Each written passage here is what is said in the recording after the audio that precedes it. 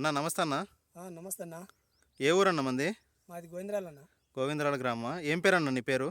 నా పేరు భానుత్ లక్పతి. భానుత్ లక్పతి. ఏం వెరైటీ వేసారు ఈ సంవత్సరం మీరు? ఈ దేవకి సత్యగాయత్రి సీడ్ వాళ్ళ దేవకి అని తెచ్చిన. ఏ ఊరు ఎక్కడి నుంచి తెచ్చారు ఈ వెరైటీని? ఈ ఏనుకూరు నుంచి.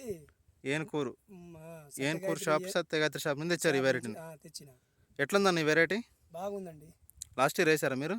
నిరుడు వేసిన 2 ఎకరాలకి 92 క్వింటాలు అయినాయి. 2 ఎకరాలకే 92 క్వింటాలు అయిందా? 2.5 ఎకరాలకి 92 క్వింటాలు అయినాయి.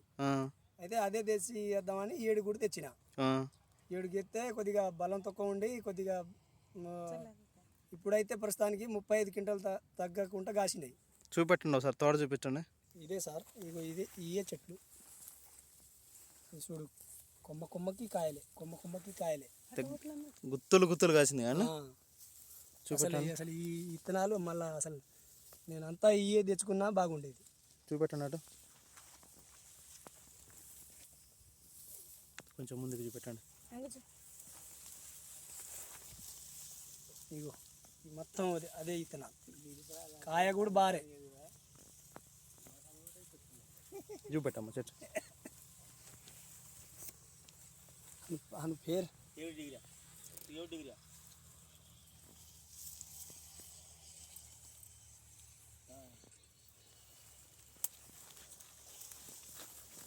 ఎట్లా అనిపించింది అన్న ఈ వెరైటీ?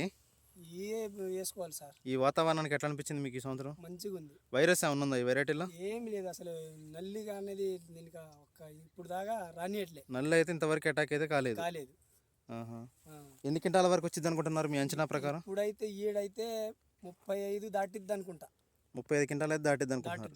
వేసుకోవచ్చు అంటారా ఈ వెరైటీ రైతులు? వేసుకోవాలి. ఈ సన్న రకాలు వేసుకున్న బదులు ఈ వేసుకుంటే బెటర్ అనిపిస్తుంది. ఈ దేవకి వెరైటీని ఇప్పుడు మీరు 2 సంవత్సరాల నుంచి చేస్తున్నారా? 2 సంవత్సరాల నుంచి చేస్తాను.